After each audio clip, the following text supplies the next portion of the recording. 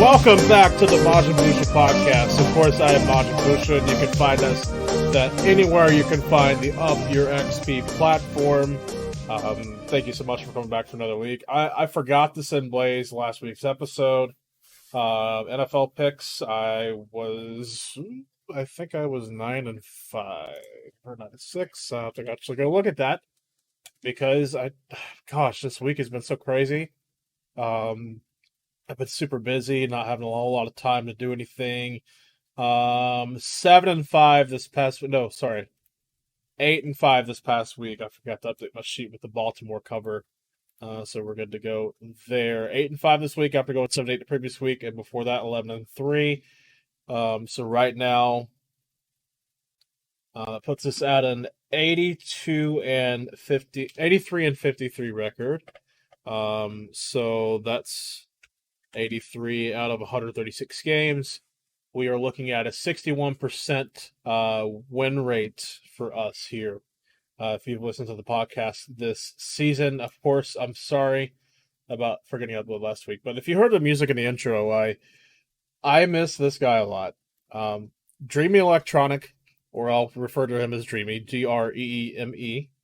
Electronic, if you're looking on SoundCloud, if you're looking on Spotify, YouTube, anywhere you want to find your music, he's there.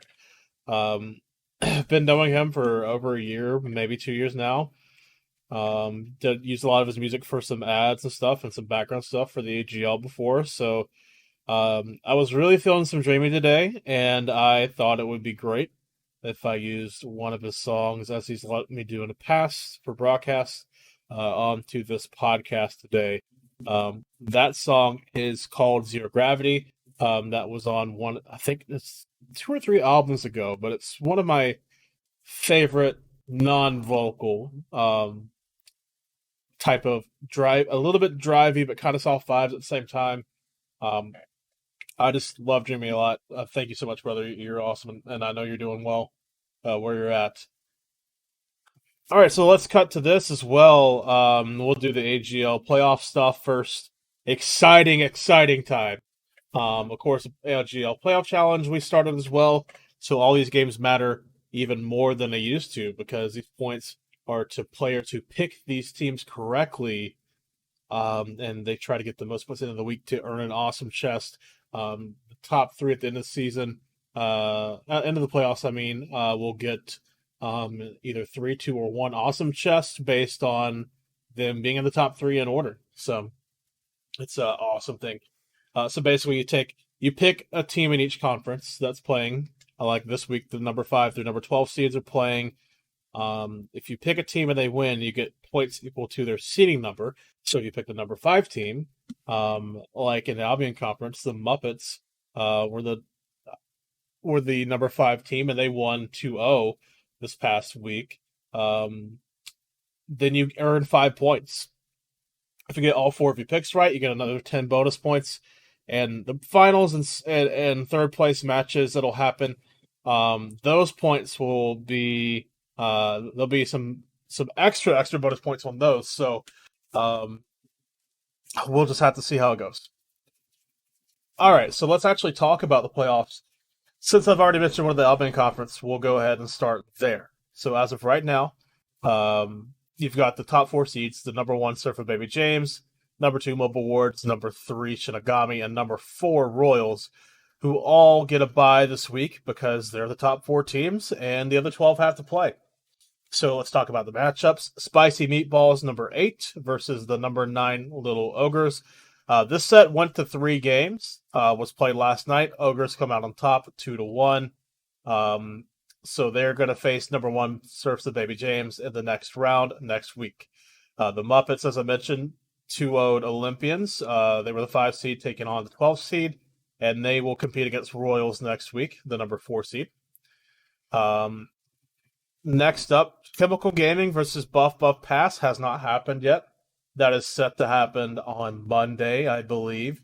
So this will be an interesting last match we have to wait on for this conference, because the other one's already set and ready to go as well. But the winner of that will take on Shinigami, and Buff has been in the league before. They joined halfway through the season when a spot opened up.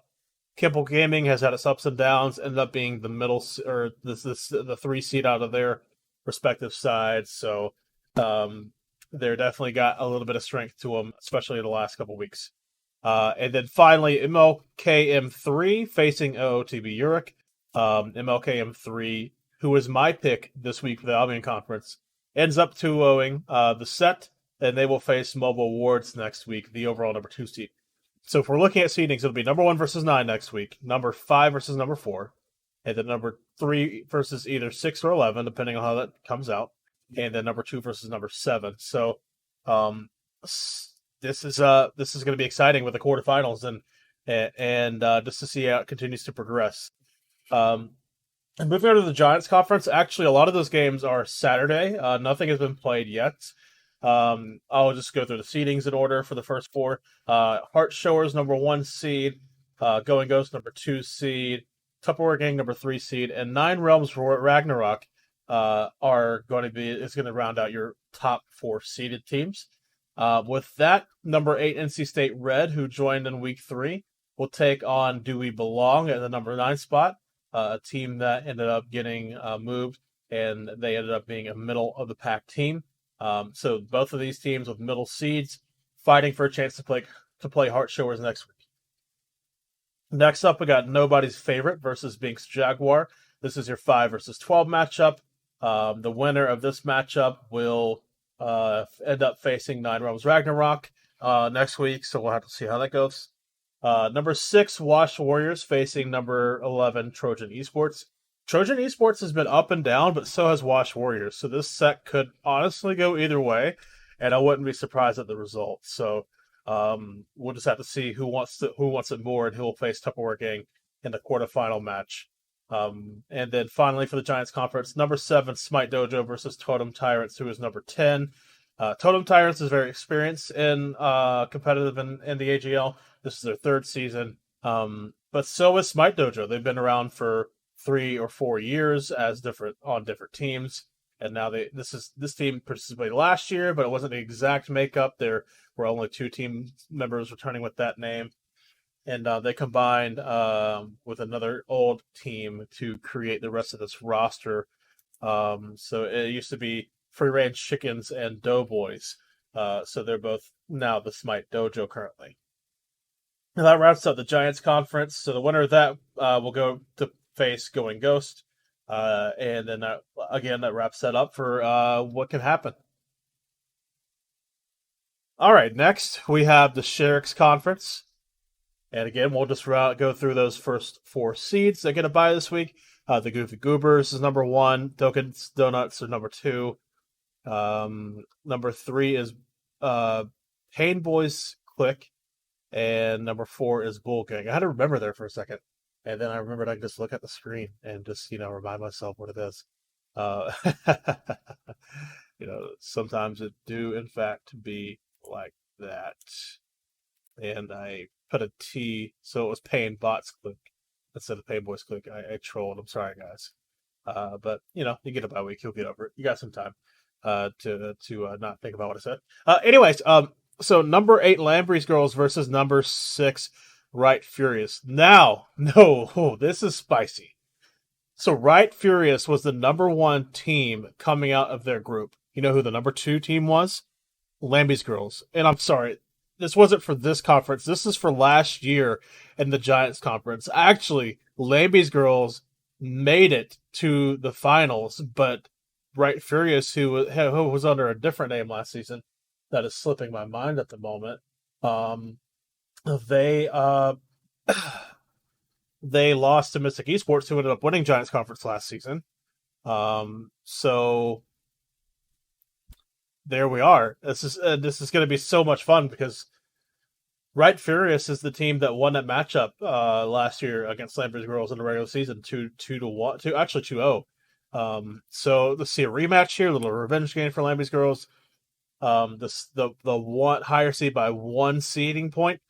The victor gets to move on to face the Goofy Goobers next week. So this is a lot of action packed into this matchup. Next up, 2 teams that have been around a long time.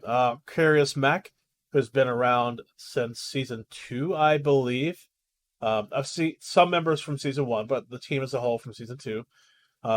Then Purple Pandas, who came back this season, missed the summer season.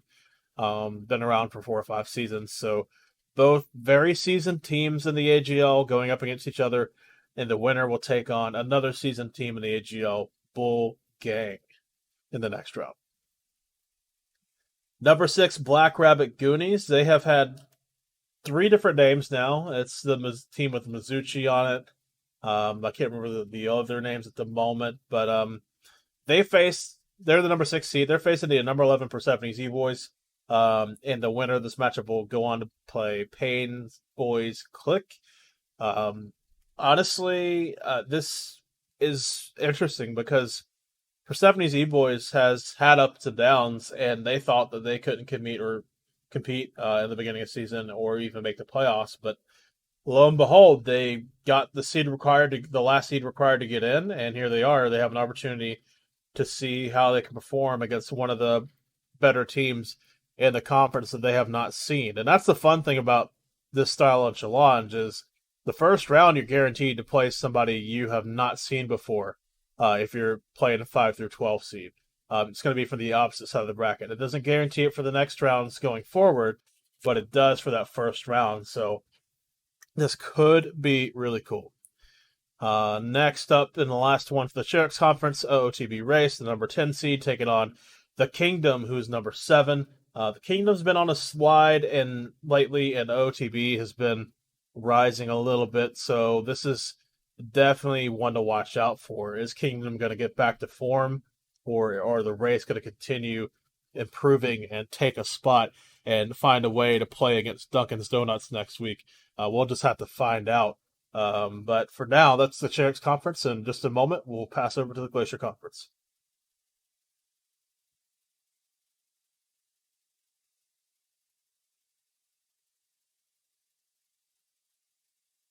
All right, Glacier Conference. The top 4 seeds: number 1, Draconic Embassy; number 2, Leech Ace; number 3, the UK Wildcats; and number 4, the Bad News Bears. So those are the top 4 teams. Again, they get buys during this first round. They are automatically in the quarterfinals.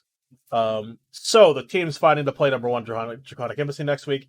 The number 8 Bungle Monkeys versus the number 9 Big Banana Couriers. This is obviously a middle-seeded matchup, 8 versus 9. So these matchups usually go one way or the other. In history, if I remember right, I think 60% of the time it goes to the 8th seed. But that's not a lot, right? That's only a couple games different. So seeing both of these teams, I know Banana Couriers players have been around for a long time. I've seen Bungle Monkeys players around as well. So should be a fun matchup to watch. Next up, Tunnel Jungle Cogs, the number 5 seed, taking on Full Sail Armada, number 12 seed. Full Sail Armada in the middle of the summer in collegiate got second place at Alabama. They had 2 very close games, and they have struggled here in the first round. It's been surprising to me, or they struggled in this season of Glacier. That's been a little surprising to me. I thought that they would continue to improve and play well, and they just have barely made the playoffs here. Tunnel Jungle Cogs, I mean, they beat UK Wildcats. No, I'm sorry. They beat Draconic Embassy. UK Wildcats beat Tunnel Jungle Cogs. Embassy beat Wildcats, and just how the points worked out. Unfortunately for Tunnel, they couldn't get that 3 seed for this week, but they do got to play Full Sail Armada, and let's see what Full Sail has to bring this week. It's definitely do or die for these playoff situations with it being a single elimination bracket. Winner of that plays Bad News Bears the following week. And the last 2 matchups have happened. Number 6, the Fellas versus number 11, Shell Church. The Fellas took this one 2-0, and they will move on to face UK Wildcats next week. And then Sano's Playground, number 7 versus number 10, the Boys. Sano's Playground is the one that comes up victorious here, the number 7 seed. So your matchups next week that are guaranteed: number 2 Leech Ace versus number 7 Sano's Playground.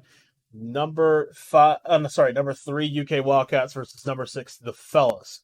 So this should be very fun to watch, and that's just as of right now, Friday night, before 2 other matches are being played. I've actually got to bring the schedule back up. I accidentally closed it earlier and I forgot about it. Let's see here. Da, da, da, da, da, da, da. Tonight's matches, we have number 5, Nobody's Favorite, versus number 12, Binks Jaguar in the Giants Conference. And then the Glacier Conference, we just talked about a little bit, the number 5, Tunnel Jungle Cogs versus number 12, Full Sail Armada. So after tonight, we will know 2 more matchups, the remaining 2 matchups for not the remaining 2. I'm so sorry. We'll know 1 of the remaining matchups left for Glacier out of the 2. And then for Giants, we'll need to know at least 1 of the 4. So we'll just have to see how that goes after that. But I'm so excited for these playoffs. These are so fun. If you didn't catch the tweet, I did a hype video, did a voiceover, got some of the best clips we've had from this season, including one from Dawson, of course, the SBL caster. And I got clips involving TH Vengeance and Supersonic Blur as well. So that's where we have gotten to here. Now I'm going to bring up that tweet because it is so cool. You just got to go to twitter.com/AGL_Smite and you can find where we put that out. It is so sick. You should go and watch that awesome trailer. Now, let's talk about the NFL. Nope. Sorry. Psych. Gotcha. I said I wasn't going to focus too much on college anymore this season, but I see 2 super high value picks that I cannot ignore, and I'm going to give you the Clemson game as well. So, real quick, let's talk about some college football. First matchup we're going to talk about is the LSU Tigers on the road at the Arkansas Razorbacks. Now, if you've done your research, you know that LSU has struggled against mobile quarterbacks that can throw it deep. A la they are facing KJ Jefferson this week. Here's the thing, though. We've seen this when they played Florida.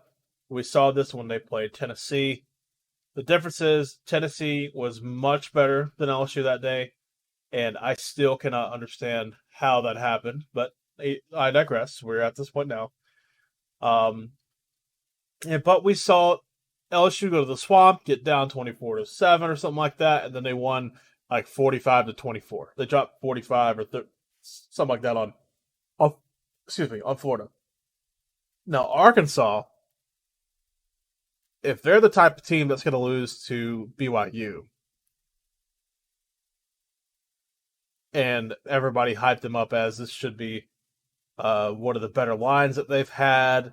So you think in the trenches they should, slap the BYU Cougars and go from there and win that game. If they're not winning that game with a much better offensive and defensive line, I can't trust them at home plus 3.5 against LSU. LSU is just too good offensively. The defense for Arkansas is the key in this game, and they are god awful. So, because of that, I have to go LSU minus 3.5. If this was at LSU, you'd be looking at minus 6.5, minus 7, something in that area probably. I just can't trust Arkansas because of the defense. I think offensively they could match at some point, but then the defense is just going to give up too many points, and they're not going to be able to cover that. So that's where I am on LSU Arkansas. Next up, I am taking Texas minus 7 over number 4 TCU. This line has been 7 all week. It has not moved. And you would think a lot of people are hammering TCU plus 7, the number 4 ranked team in college football, to an unranked team like Texas.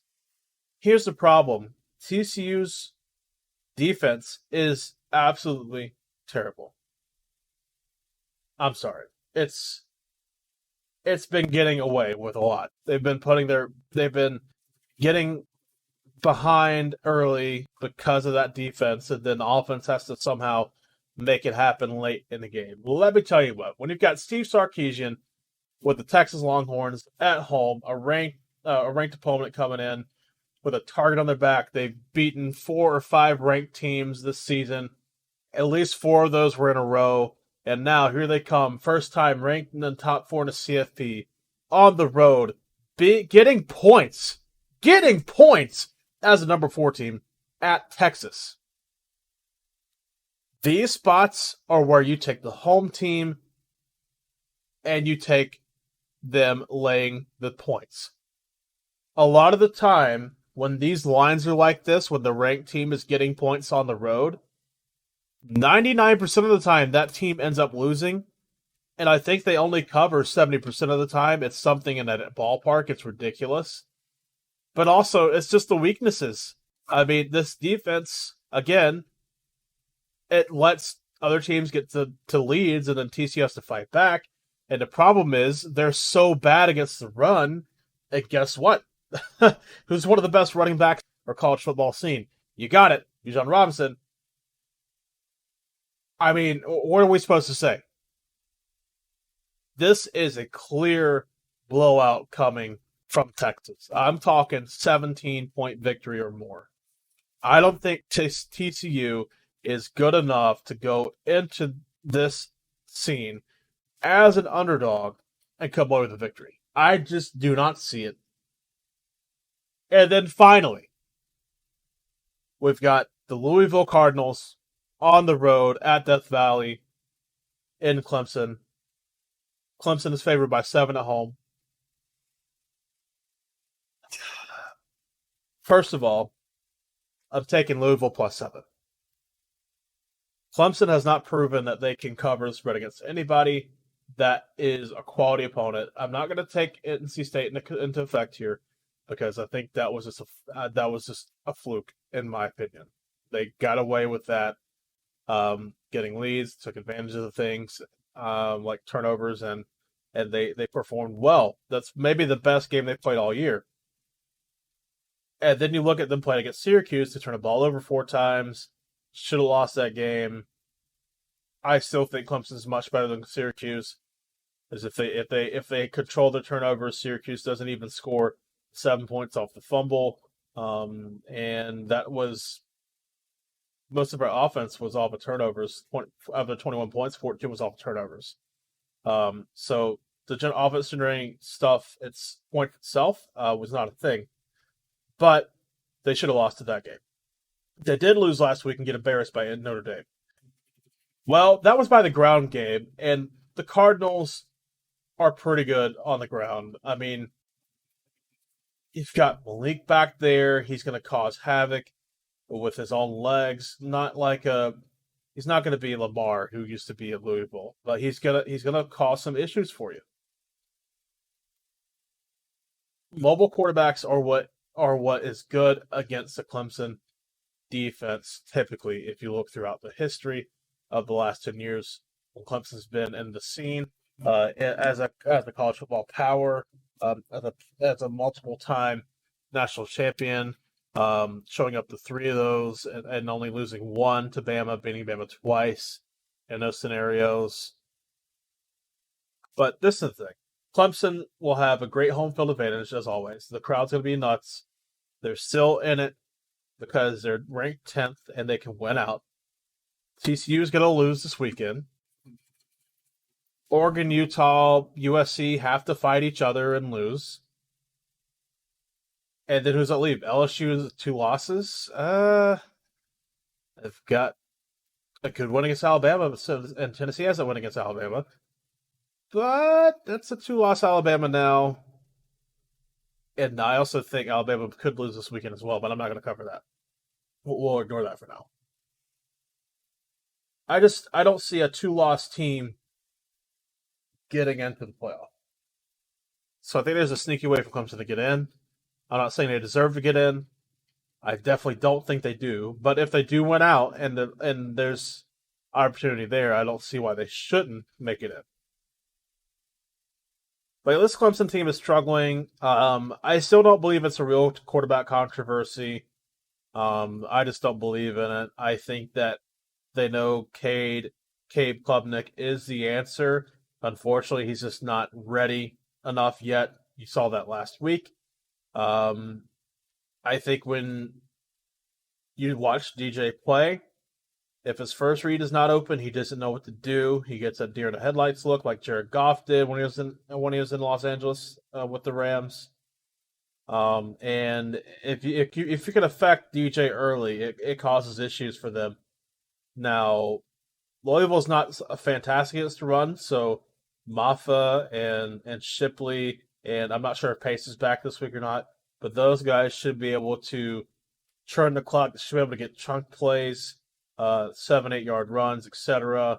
And I think that they will score enough, but I think it's going to be like a 24-20 type of game that feels like Clemson's in control the entire time, but maybe Louisville's keeping them paced up with them. So I would consider looking at those three games this weekend. And if you don't, I don't blame you. I totally understand. I have had a rough college season, but I can only tell you what I see and what I believe in. So here we are. Now, no psych this time. Let's move on to the NFL. Again, mentioned that we're at 61% for the season. That's picking every single game. Again, my Thursday night struggles continue. I have only won 3 Thursday night games. I'm 3-7 on Thursday night. After I picked Atlanta -3 last night, and they just were not very good. They were not. I thought with them being a run team, even though they play in a dome, it wouldn't matter. In the outside elements in the rain because of the run team, I was wrong, and they just were lackluster. So next game in Germany, the Seattle Seahawks playing the Tampa Bay Buccaneers. Somehow the Buccaneers are -2.5 in this spot, and I just can't make sense of it. Seattle's been the better team. I think the Bucs haven't caught up to how good this team actually is. I think they still think Seattle's fluky, and I just don't see that way. The Buccaneers secondary has been awful this year. The Buffalo offensive line has had injuries, so they've not been able to create good push on the run game or the pass game consistently. And Seattle's just a better overall team. How is Seattle getting 2.5 points here? I don't know. Let's talk to the books because I feel like this is a freebie. Next up, this line's moved down. Not knowing if Josh Allen's going to play or not. Minnesota was at +5.5 at Buffalo. It's now sitting at +3. I was taking Minnesota the points regardless in this situation. I think they could win the game.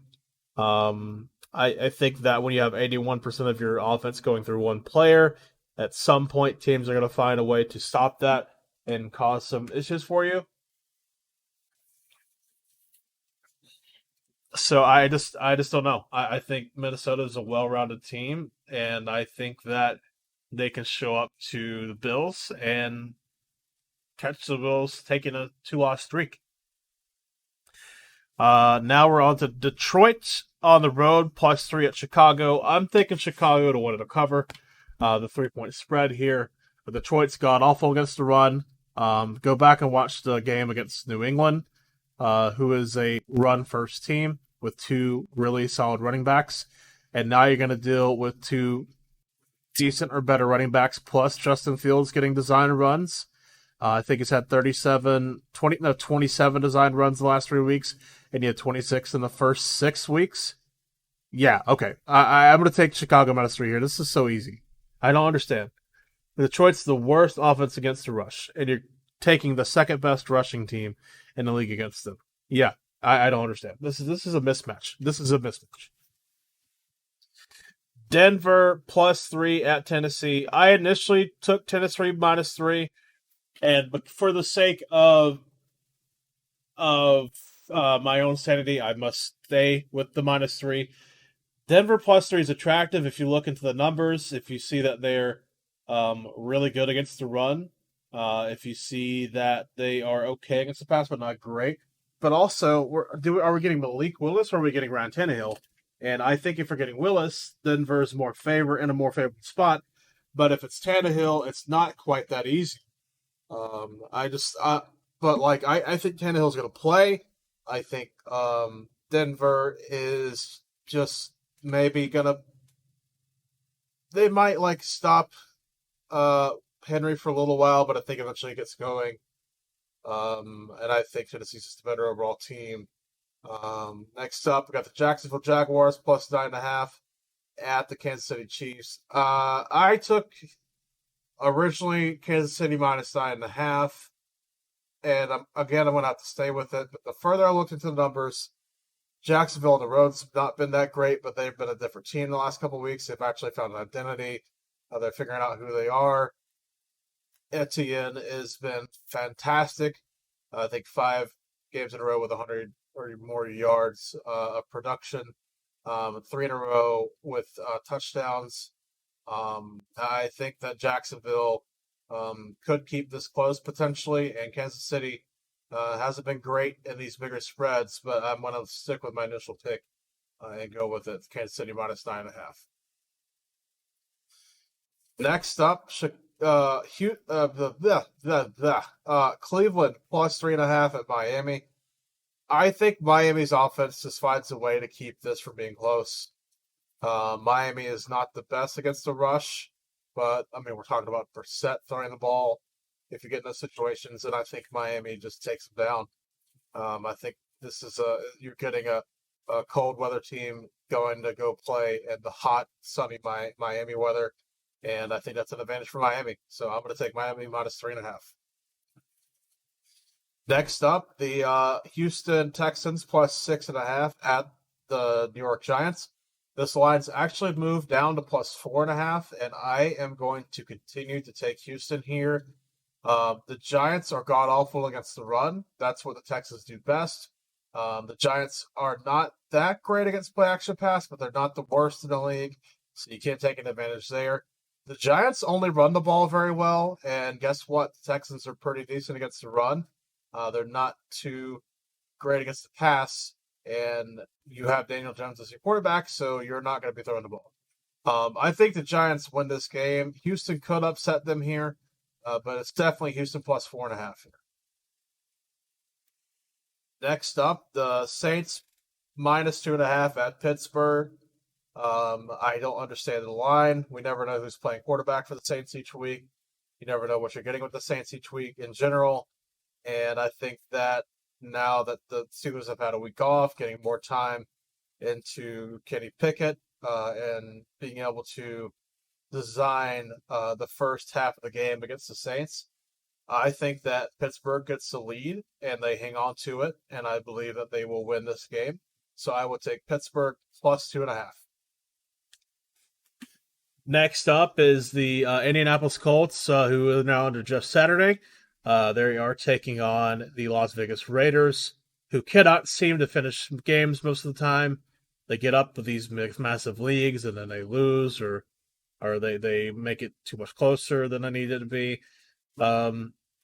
Listen. I've got the Colts. It's now plus 4.5. Everybody's betting the Colts are believing in Jeff Saturday. I just believe that while the Raiders are probably the better overall team, when you lose a coach, the team usually wants to play better, show that they're not the reason why the coach got fired. They want to give the next man a chance, right? And while that next man may or may not be Jeff Saturday long term, they're still going to give their all. They're professional athletes. They're paid to be here for a reason. And I just think that the public's going to be all over Las Vegas here, and I just don't think you can do that. I don't think you can side up with the public on this. I think it's dangerous. The Colts defense is not horrible. Their offense is god-awful, or has been. But let's see what Jeff Saturday can do after a week. I'm going to put my trust in him for this week. And next week, what the lines are going to be, I'm just going to take the points and see how things progress. Next up, Dallas minus 5 at Green Bay. I mean, is this a question? Dallas is probably the third or fourth best NFC team. The Packers are a middle of the pack or worse. Yes, they just lost to Detroit. But you've got a very good pass defense in Dallas. And with all this inexperience the Packers have, what is that going to do for them? They don't run the ball consistently, and that's one of the weaker points for Dallas. I don't know. I feel like Dallas's offense is just too good for the Green Bay defense, and I don't think Green Bay has a way to climb back into a game. They have shown that they have not been great at all this year, and they've lost to the Jets. They've lost to Detroit, and the Jets are 6-2. Don't get me wrong, but I mean, they should beat these teams, and they haven't been doing so.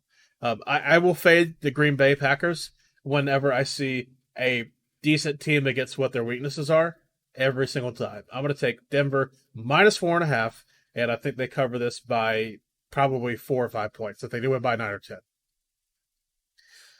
Arizona +3 at Los Angeles Rams. I just want to know why anybody's favored in this game. The Rams have been bad. Arizona has been bad, but they've had brighter spots, arguably, than the Rams. The defense, I would slightly lean towards Arizona. Probably has a slightly better offense than the Rams do against the Cardinals' offense, I would say. Based on what I've seen this year and based on what I've seen the last few weeks. I got to take Cardinals into 3 points here. I just don't know why anybody's favored. If you put a gun in my head and made me do a pickup, I probably would take the home team, but I wouldn't feel good about it. And I just got to take the 3 points with the Cardinals here because what are we really talking about? I feel like these are two teams that have been struggling that are just going to struggle it out even more against each other. So I just don't understand. Next up, the Chargers +7 at the Niners. I will take the Niners -7 all day, every day. Look, the Chargers are not healthy on offense. How can you expect them to put up points? But also, San Francisco usually can run all over a defense like the Chargers, who are mostly focused around the pass defense. I know they have Khalil Mack, who is more focused against the pass, but he's been decent against the run and the pass as well. But what else is going well for you in that rush defense? I just don't know. I think this is a blowout game. I feel like this is San Francisco 24-10. I don't think this is close at all. I just don't understand. All right, last one. Monday Night Football. You're looking at Washington on the road, getting 11 points at Philadelphia. This is where Vegas keeps trying to get you to put you in okie doke. They want you to take the undefeated team who's been winning every single game, who has gotten out to leads. But this is a division game. This is a Washington team that's scrappy, that could do anything to stay in this game, let alone win the game. They play better with Heineke and at a quarterback than they have with Wentz. And I think the team believes in Heineke more so, and because of what they've seen. I think that this is a closer game than what is being put here. I think this is a 3 or 4 point game, and we're somehow getting 7 points of value. But those are my picks for this week. Once again, Seattle +2.5, Minnesota +3, Chicago -3, Tennessee -3, Kansas City -9.5, Miami -3.5, Houston +4.5, Pittsburgh +1.5, Indianapolis +4.5, Dallas -4.5, Arizona +3, San Francisco -7, and Washington +11. Thank you so much for checking this week's podcast out. I'm excited to talk about the quarterfinals for the AGL next week. That should be very exciting.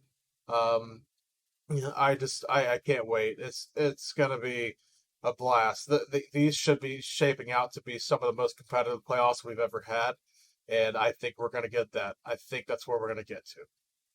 Thank you so much for checking us out on the UpUrXP platform, wherever you may be listening, wherever you taking in your podcasts. Thank you so much, and you have a wonderful, wonderful weekend.